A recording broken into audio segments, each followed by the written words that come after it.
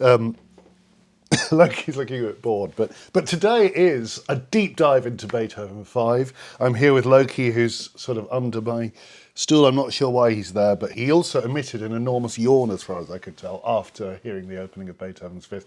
I hope that it won't be a boring discussion today. In fact, I hope it'll be really interesting, because it's about Beethoven 5, and what could be more exciting than that? We're going to dive in to the whole of the first movement. I'm going to kind of try just crashing through it, partly in Liszt's version and partly just sort of from the score, and talk about it as I go along. And we'll see how it kind of works, and we'll find out. There's one particular thing that I think I've discovered in the middle of the movement that I don't think anyone else has talked about ever before. So see what you think about that when we get here. But I think I've discovered something interesting there. So let's go straight in. I should say welcome to the channel. I'm here with Loki.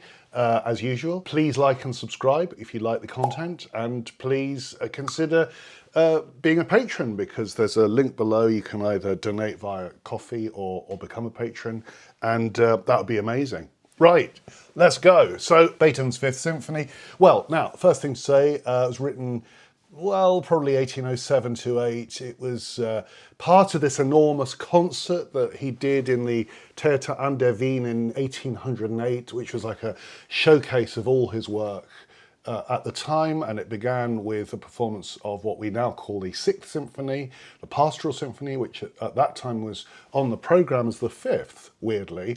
And then later in the programme was the Fifth Symphony, which we now call the Fifth, but which was programmed as the Sixth. So there's already a confusing thing there. Also, Beethoven played his fourth piano concerto. That was another premiere of the day. And the concert ended with the choral Fantasia, which is a sort of prototype for the finale of the Ninth Symphony. Beethoven was playing the piano again in that. He also improvised in the concert. He improvised a Fantasia. And chunks of his Mass in C were also performed. So, extraordinary concert. It went on and on and on, and it was a freezing cold day. And by all accounts, the occupants of the auditorium could think about little but the cold. They were all shivering in their fur coats. So it wasn't the most auspicious occasion in terms of the way in which the work was going to be perceived by the listeners. And in fact, very little was said after the concert about the Fifth Symphony. It pretty much passed unnoticed in the freezing cold temperature. However, the following year Beethoven had it published, and it was then, after the publication of the score, this is very interesting. The early 19th century was different to our own age. People would buy copies of printed music, pore over the scores, and realise that there was something interesting, either reading the scores or playing them through at the piano. And it was in this format that the great early Romantic German writer E.T.A. Hoffmann saw the score and wrote his famous review. And it was that review which probably sparked the immense reputation of the symphony. Now, I don't mean the symphony itself doesn't deserve it. Of course it does. But it's an interesting case of how somebody alert to cultural innovation and with a kind of acute critical perception, able to observe something amazing happening, was then able to spark, a much wider interest in the piece. Hoffmann wrote things that by modern standards are quite hard actually to understand, but it is interesting that this kind of writing was what spoke to people initially about the Fifth Symphony. He said, "Radiant beams shoot through this region's deep night." I think he's talking about the first movement, which we're going to play. "And we become aware of gigantic shadows, which, rocking back and forth, close in on us and destroy everything within us, except the pain of endless longing. A longing in which every pleasure that rose up in jubilant tones sinks and succumbs, and only through this pain, which while consuming but not destroying love, hope and joy, tries to burst our breasts with full-voiced harmonies of all the passions, we live on and are captivated beholders of the spirits. So for E.T.A. Hoffmann, his music that is so intense, it seems to destroy everything within us, he says, except the pain of endless longing. And he goes on to say that though it doesn't destroy love, hope and joy, it tries to burst our breasts with full-voiced harmonies of all the passions. And then at the end, we live on and are captivated beholders of the spirits as an implication that this is music of the spiritual realm, music that seems to unleash spiritual forces. So amazing. I don't really disagree with him. I think this is wonderful, really, but it's very much a romantic response. No one writes like this now, and yet to some degree he's getting hold of something. He's saying, you know, art matters. Music does these incredible things. It churns up our emotions. It reveals deep spiritual states to us. It's all true, isn't it? So E.T.A. Hoffmann, great response. Right, I'm just going to get another contemporary account from my bookshelf, which is Hector Berlioz. This is from his memoirs. Are you going to sit down? That's a good boy. And this is 1828. So he talks about encountering Beethoven for the first time through these amazing concerts of the Paris Conservatoire in the late 1820s. So this is probably about a year after Beethoven died. The Paris Conservatoire Orchestra, under this really pioneering guy called Habeneck, performed Beethoven's symphonies for the first time in Paris. And it's probable that these performances were the first performances that were really any good. I think most of the premieres that took place in Beethoven's lifetime in Vienna, as far as I can tell, because orchestras were just pretty much thrown together on the day, were just scratch, broadly speaking, amateurish performances by modern standards. I think you'd probably be amazed how indifferent those performances were. Shocked probably to hear how dreadful they were. And the first really decent performances of Beethoven were these ones in Paris with Habeneck, and they caused a real sensation. And Berlioz, who was a young student, went to these, and he describes the first performance of the Fifth Symphony, which he calls the C minor symphony, at the Paris Conservatoire. And how one of his lecturers, in other words, someone a bit like me, someone who would have been his teacher at the Conservatoire, how he responded. So Berlioz says, when it was over, the performance of the Fifth Symphony, I came down from the floor above, eager to know what effect this extraordinary work had had on him. This is a lecturer who was called Lessieur. I found him in the corridor, striding along with flushed face. Well, master, I said. Oof! Let me out. I must have some air. It's amazing, wonderful. I was so moved and disturbed that when I emerged from the box and attempted to put on my hat, I couldn't find my head. Now, please leave me be. We'll meet tomorrow. So that's what Lessieur said to him.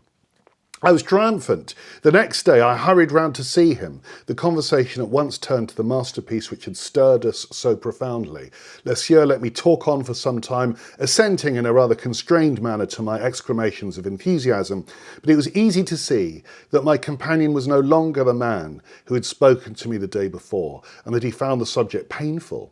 I persisted, however, until I had dragged from him a further acknowledgement of how deeply Beethoven's symphony had moved him, at which he suddenly shook his head and smiled in a curious way, and said, all the same, music like that ought not to be written. So there's that wonderful sense that the young people, young romantics like Berlioz, were utterly sort of overcome by this new revelation that was coming through in Beethoven's symphonic work.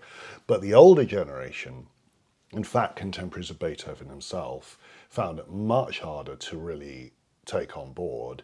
And while their emotions were stirred and they were amazed and sort of profoundly moved by the music, they were also shocked by it and disturbed by the implications that it had.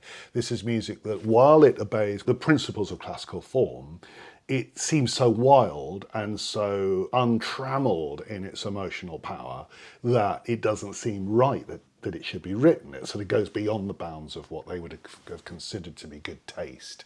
And that's a very interesting topic in itself. Just picking up from what Beethoven's contemporaries thought, we need to think, I suppose, for a moment about the 2 centuries since that time, during which the symphony has simply become a sort of exemplar of genius, a representative of early romantic fire and passion, and in musical terms, it is the ultimate symphonic statement, isn't it? The Fifth Symphony. I can't think of anything more iconic within the literature. So there it is. It's so extraordinary, in fact, that when the Voyager spacecraft was sent off in the 1970s, on the disc of recordings was the first movement of Beethoven's Fifth Symphony. So it's out there in space, beyond the solar system, going forth into unexplored regions. It's also, of course, the motif, the ...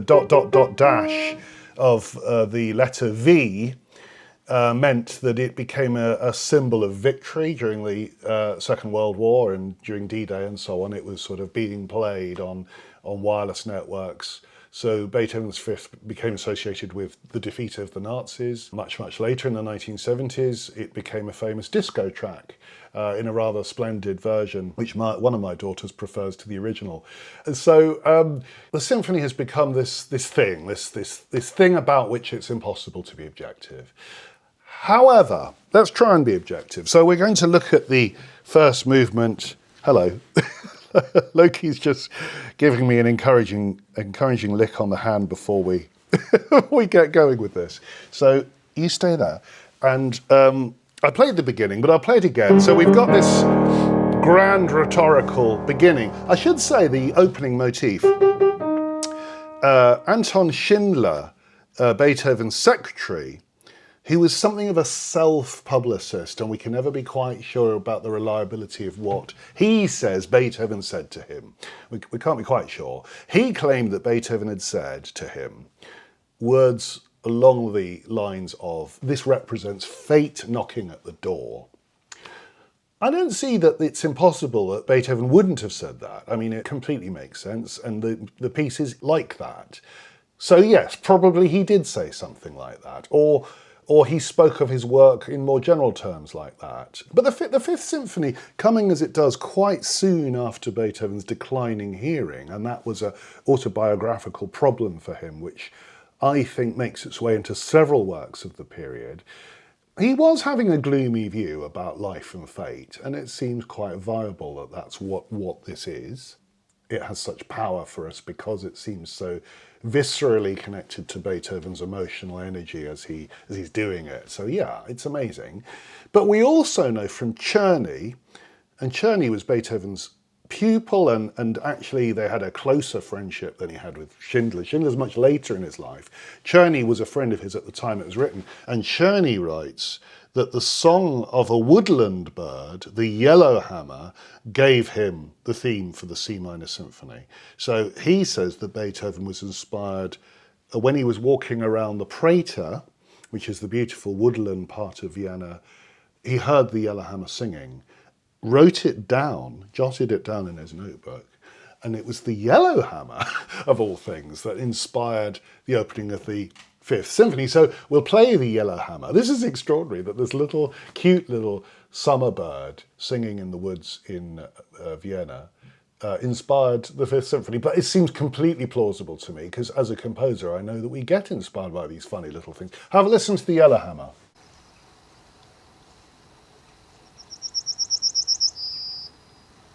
Now, you'll notice the yellowhammer has this or the long note is actually slightly higher than the cheeping thing, the anacrusis. But yellowhammers aren't thinking about anacruses, but we can see it in these terms, that you have a sort of build-up, and then you have this long tweet at the end. And I think Beethoven's probably fascinated by that, because the anacrusis, the long build-up, has any number of short cheeps before the long note. And in the Fifth Symphony, that's exactly what Beethoven does. So you sometimes get a short anacrusis, and then sometimes you get this, really long build-up to the accent point. And that's, to some degree, what the piece is about. So it's a three-note anacrusis going to a long note. That's essentially what the motif is. But as the symphony progresses, it gets drawn out into longer rhythmic units that more closely resemble the yellowhammer, which inspired it. So it's so bizarre to think of that cute little bird song inspiring this terrifying piece, but there we are, that's how it worked. The other thing I would say, and this will come up a lot as we go along is how Beethoven is essentially writing in 4-bar units. And Beethoven did this, we know, because in the Ninth Symphony he talks about ritmo di quattro battute and ritmo di tre battute, which is the rhythm of 4 beats represented by 4 bars and the rhythm of 3 bars. And he does it in the C-sharp minor string quartet as well. He writes that over the top. So Beethoven was very much in the habit through his life of seeing bars like beats. In that sense, therefore, you've got 2 4-bar, so it's going 1, 2, 1, 2, 1. But he's not really thinking of it in those terms. He's thinking 1, 2, 3, 4. 1, 2, 3, 4. 1, 2, 3, 4. 1, 2, 3. It's got a pause on it, but there's a sort of implied 4, and then we go into the next bit. So you have these magnificent 4-bar units powering along, and the music is driven by that sense, that wonderful sense of 4-bar phrases. Sometimes he extends things or does surprising things, but that's the overall power of the piece. And then the development section becomes a really structural part of what he's doing, I think, but we'll get onto that in a minute. So what we've got then, at the very start, we get the rhetorical opening, where the famous motif is presented. And then this with an extra bar, just to show everyone that second thing is longer than the first. It's an absolutely rhetorical opening, like a sort of, this is important, listen carefully. It's like a sort of, it's as if he's speaking to us, isn't it? And it also sort of exists outside of time with these great pauses stuck over the 2 phrases, but the second pause longer than the first. And something else to say about this, we're so used to the Fifth Symphony that we locate it when we hear that in C minor. But I wonder, when the first audience at the Theater an der Wien heard it, did they even know, do we even know when we hear it, that is C minor? It could be E flat major. We don't know because that could be E flat major, do you see? And in fact, it is E flat major when we get to the end of the exposition, because we get this, and then we hear it, and it is in E flat major, and then it carries us back into C minor. So there's a very deliberate tonal ambiguity. What are we dealing with here? Is it major or minor? What's the key even? We don't know initially with these unison statements. We do know when in the 5th bar, the music kicks off with, full metrical force, quietly. So opening statement is fortissimo, and then off we go into this lovely, quiet, hushed thing with the strings, like strettos. If you know what a stretto is, it's a thing in a fugue where you'll get the subject of the fugue sort of piling in over itself, different voices. There's a kind of stretto effect here, because you get, and then a second voice, and then a third voice, building up the chord of C minor, and then the same stretto effect, building up the dominant. It's a fantastic effect. At the end, he even brings in this amazing lamenting oboe, but we don't get that yet. I'm kind of giving the game away. That comes at the end when we're lost in a state of lament. But at this stage, we just get the little stretti and the answer, then a little sort of elaboration. Schoenberg would have called this a sentence, by the way. You have a sort of an antecedent phrase, or a sort of question, if you like, a second phrase, a consequent phrase, and then a little sort of development of those two, like an accelerando into that open-ended pause moment. And then on we go onto the subdominant. Now, let me give you another example from much earlier in Beethoven's career, just to show you that same structure. The F minor, his first sonata, did this. So there's your opening phrase, your answer phrase on the dominant, a sort of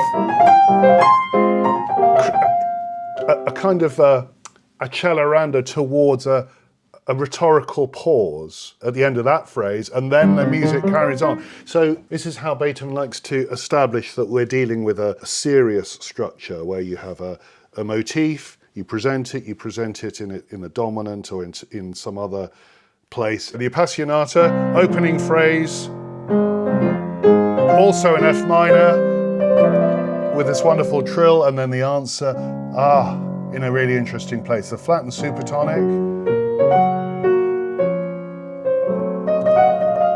Sorry, I'm getting it wrong. And then the little development with a motif that's just like the Fifth Symphony. So these are all examples of how Beethoven would begin a first movement. He begins with a statement, a sort of anti-statement, a little development with a rhetorical pause, and then on he goes. Actually, my wife has just pointed out to me that really I ought to be wearing my Beethoven Fifth t-shirt, so here it is.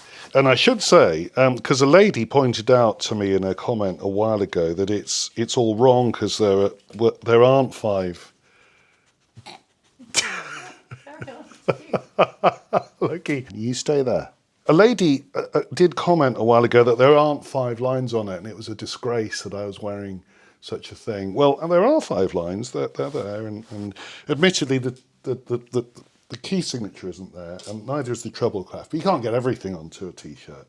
So there's the motif. Da da da dum. So I'm carrying the motif upon my person as I continue into the first movement. So we talked a lot about different pieces just then. Let's just run through what we've got so far. Rhetorical opening.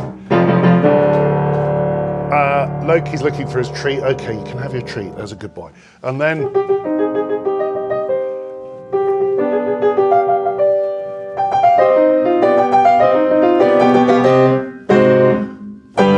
with a full close there on the dominant, so you've got that wonderful sort of German sixth progression to the dominant, and then not the German sixth, so I just realised I said the wrong thing. That's an Italian sixth, isn't it? Italian sixth of dominant, for those of you who are getting ready to write in. Dominant, and then, as if, and many people have said this, with Beethoven, a lot of the creative decisions feel as if they're written in granite. They couldn't be any other way, could they? Could he have done anything else? Well, he could have gone... he could have done something else, but he didn't. He goes to the dominant, which is, of course, the right place to go. Then the stretti come in again. So after the subdominant, we get a stretto, but the other way around. So the original stretto was going up from the bass to the treble. This one goes down the other way, and it drops down the diminished seventh. And then it cadences onto the tonic.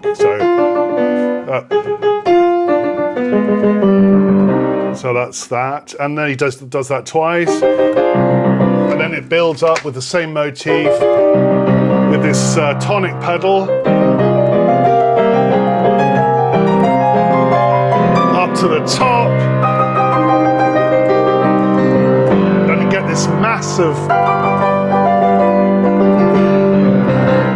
motifs. Marvellous. So 3 times we hear that huge apocalyptic, really, descent, full orchestra. No, we don't bark. Loki, come back here. You've become an absolute pain now, haven't you? Okay, so Beethoven, with admirable concision, after those 3 apocalyptic descents with the diminished seventh at the end, then we get B flat first inversion, which is the dominant of the relative major, and then he goes straight in with this horn call, this wonderful, both horns playing the fifth.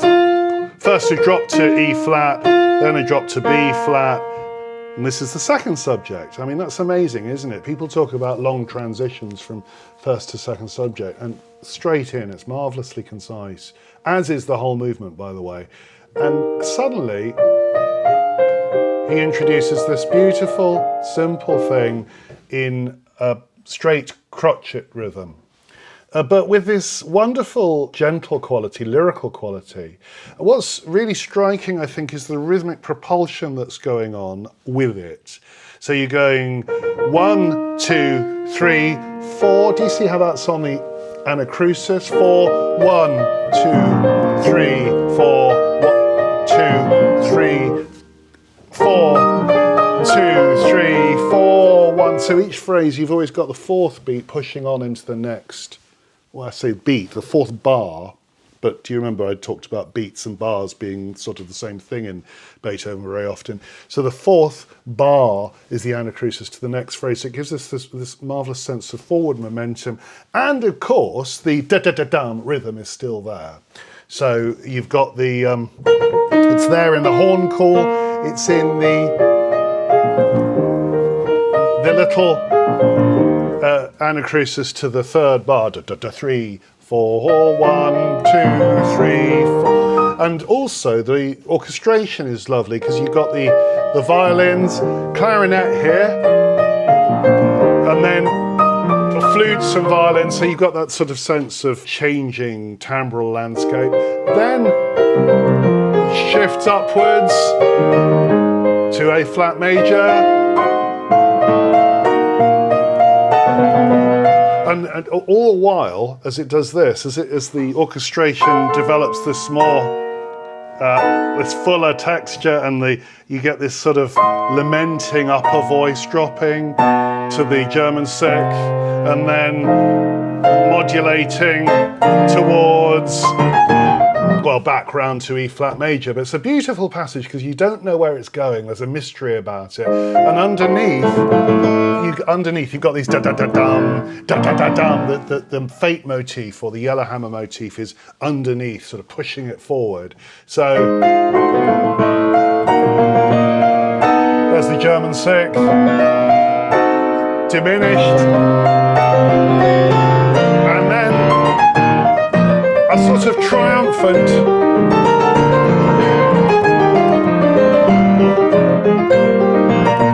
and then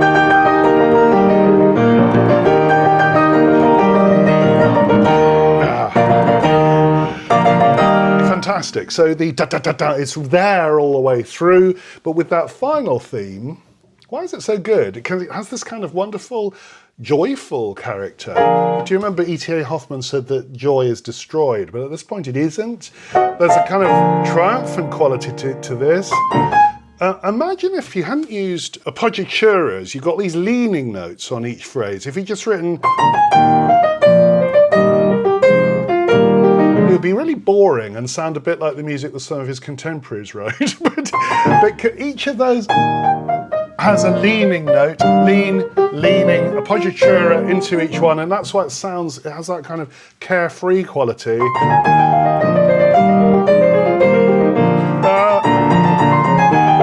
then the rhythm sort of gets on, bum, bum, but has more of a walking bass feel the second time.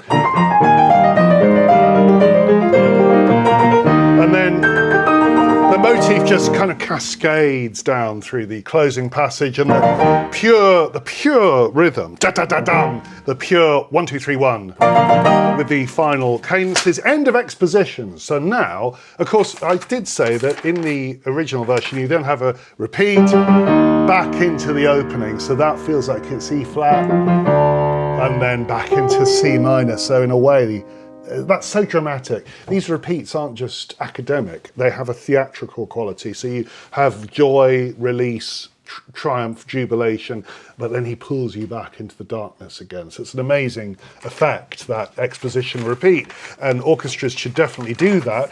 But as it is, let's press on. I'll do it again. End of exposition into again, a rhetorical gesture, the motif, B flats to G, and then D flat to C. Very shadowy, very dark, semitone drop, fortissimo, absolutely, after all the triumph, you know that Beethoven's pulling you into dark territory again. It's magnificent, isn't it? After the triumph, it's full of ominous, it's an ominous call, magnificent.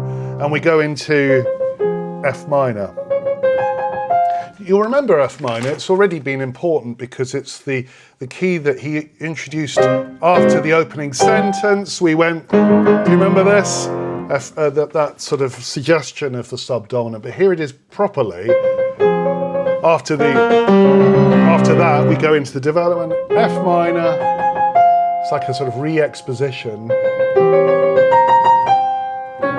Oh, by the way, the violas are coming in at the end. So you've got violins, clarinets, violins, and then violas coming in at the bottom with the ominous D flat to C.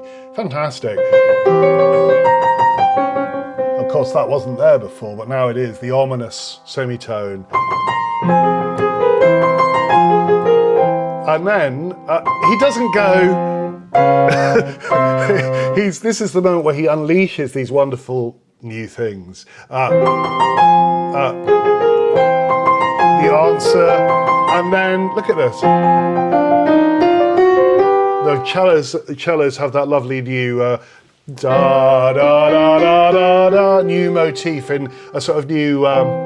He loved Bach, Beethoven, and he knew all the fugues in the well-tempered clavier, and you get this sort of subject counter subject kind of thing going on.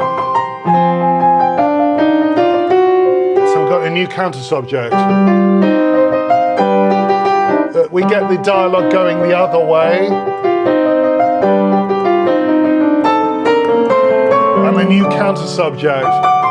Dominant, G minor, and then he unleashes a kind of extended version of this with antiphonal exchanges between the violins and the woodwind. Right, we reached that point. Now this beautiful passage that's so hard to play on the piano it's very interesting because you get this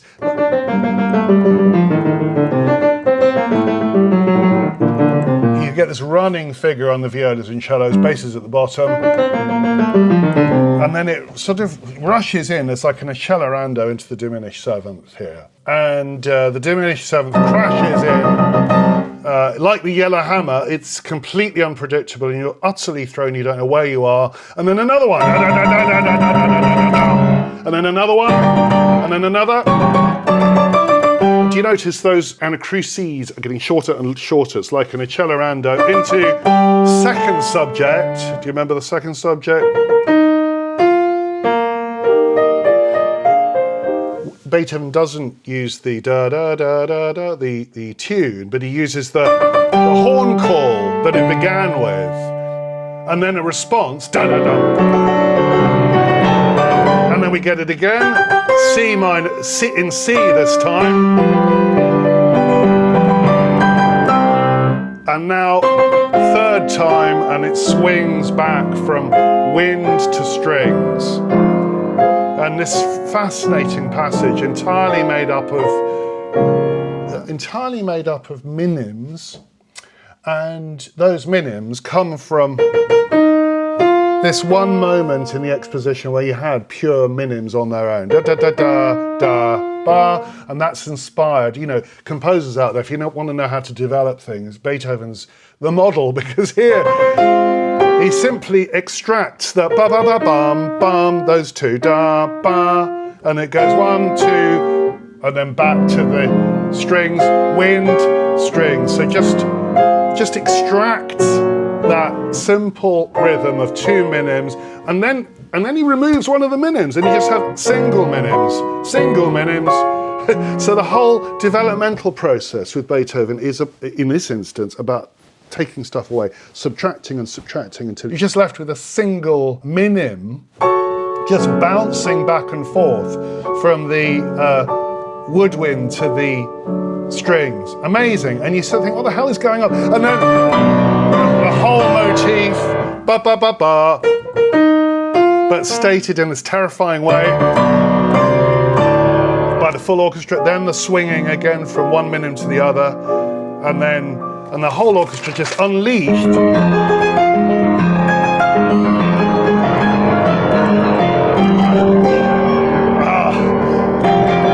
So, recap, fantastic. So that's our opening, but it's got these dissonances, it's got a third, and then a fourth, second, so it's got this G pedal note stuck over the top to make it much more exciting. Beethoven doesn't just repeat stuff, he makes it more exciting when he brings it back. Maybe that's a key to how to compose, you know, don't just bring stuff back, bring it back better. bring it back more exciting. This is astonishing. Let me now show you something that I've discovered. If you look at this entire development section, you can divide it into a bunch of 8-bar phrases all the way through, right up to the recap. So I think that this structure of 4x4x4, the rhythm of four beats, is very deliberately being employed throughout the development section.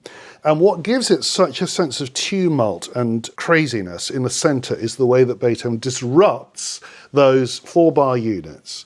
So let me show you, because I'm actually going to count them off, and you'll see how marvellous it is and how it affects the way the music behaves at certain times. He starts out very straightforwardly, and then it becomes more and more syncopated. So here we go. At the beginning, 1, 2, 3, 4, 1, 2, 3, 4, straightforward. 1, 2, 4, 1, 3, 4, 1.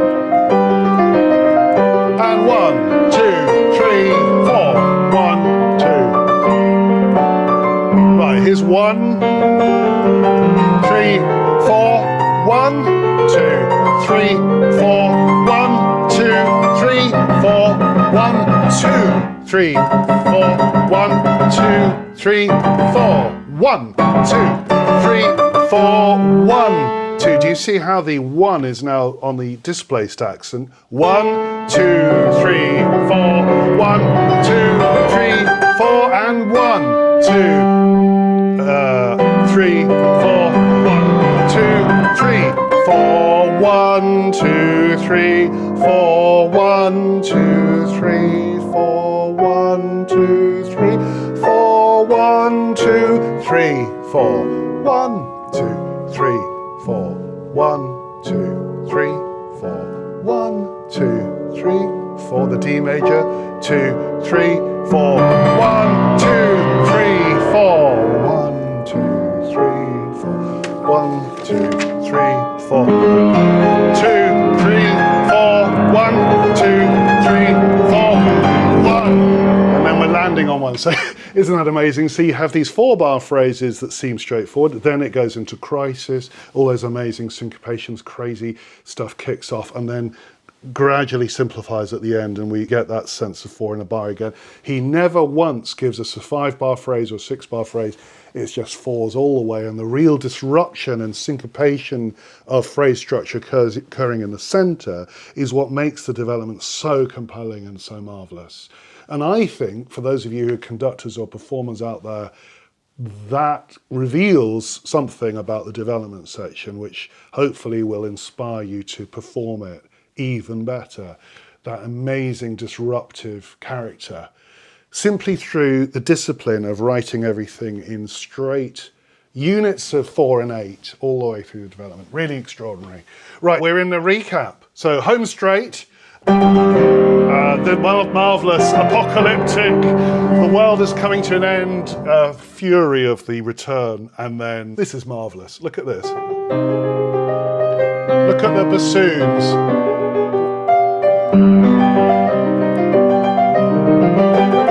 You have the bassoons and there's some pizzicato basses as well. It's just very cool, this new bass line. And then as you arrive at the rhetorical pause, Italian sixth, the rhetorical pause at this time, perhaps the most astonishing thing in the Fifth Symphony, a solo oboe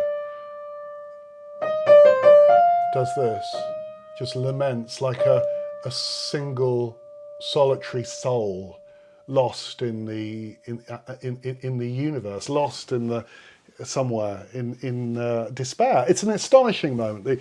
The camera focuses in on the individual, the lamenting oboe, the most poignant sonority in the orchestra, and the absolutely solitary sound of that little solo.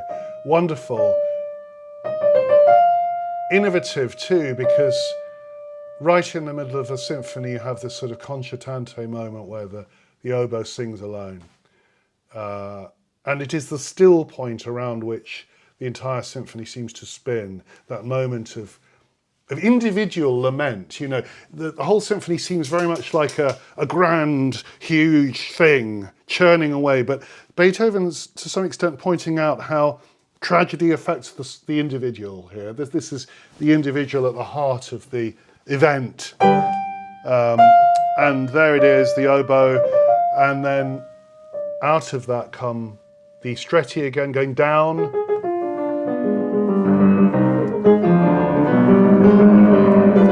That's slightly different from the original, but really compelling.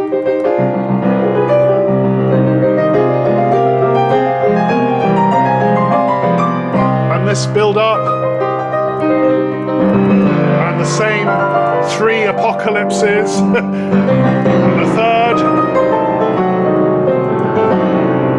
And now, instead of what was originally B flat, going into the relative major, this time it's G, the dominant, and then the return of the second subject, this time with bassoons. And then the theme, the lovely second subject, violins, flute and clarinet, violins, so it's a little dialogue.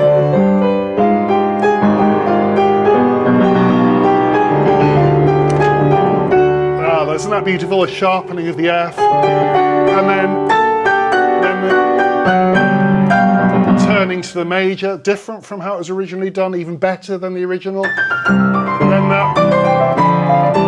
the fantastic jubilant thing with the sort of with the more mobile bass line second time.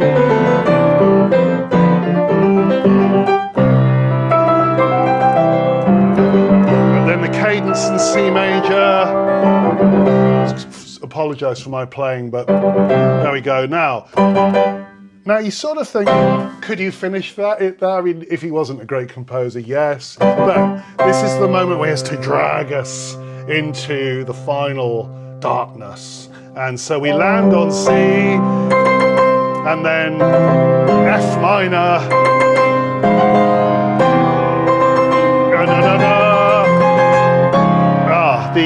The Neapolitan D flat. This is where the yellowhammer really comes into its own. Huge long anacrusis.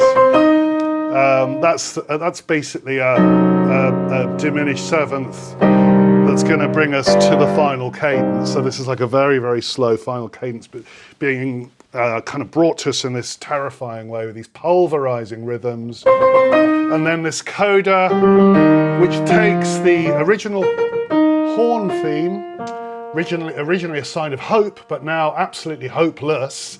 Da da da dum bum ba. It's just become this kind of intransigent, implacable C minor thing. Over the top, he writes this. I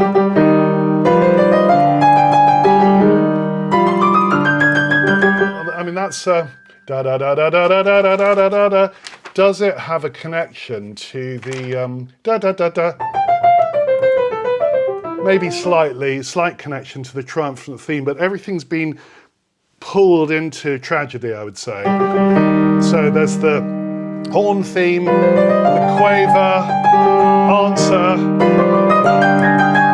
and then this sort of almost Baroque passage.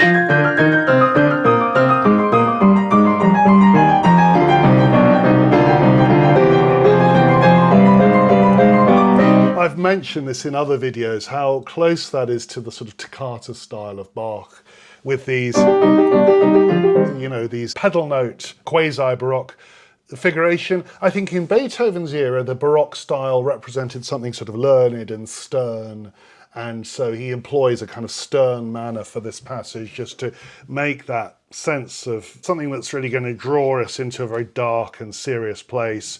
So slightly Baroque character, stern, ba ba bum bum ba dum bum bum ba. Now he gets going with this da dum bum bum ba da, this crotchet theme, which I think is related to the second subject, also just crotchets, but these are implacable again. They're they're coupled with a da-da-da-dum with the opening motif in the rhythm in the bass. And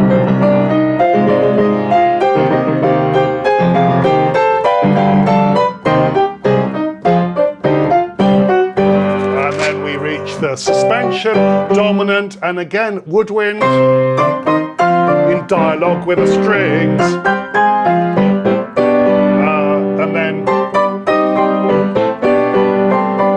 this is beautiful. We come out of all that leaping and thumping into this beautiful line of plagal cadences.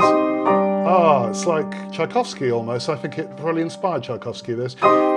C minor to G minor, A flat to E flat. Wonderful. Religious character, actually. F minor to C. So a set of plagal cadences are very unusual in the classical style, or in fact in Beethoven's symphonic style, but aren't they lovely? And then plagal cadences, and we get it again. Full orchestra. And there's sort of wailing of the wind instruments here. Da da da da. Enormous yellowhammer inspired, but nothing could be less like a yellowhammer. I mean, it's like absolutely terrifying. End of the world, pulverization. Then, of course, he does the most marvelous thing. After all that noise, we go back to the beginning, pianissimo. And the lament of the oboe at the top, which, of course, is so poignant because he's linking back to that moment at the center of the movement when the oboe solo brought the focus onto the individual. Here's the oboe again, lamenting over the top of the strings. There's the oboe's lament. So it's all about the individual. And then the opening rhythm.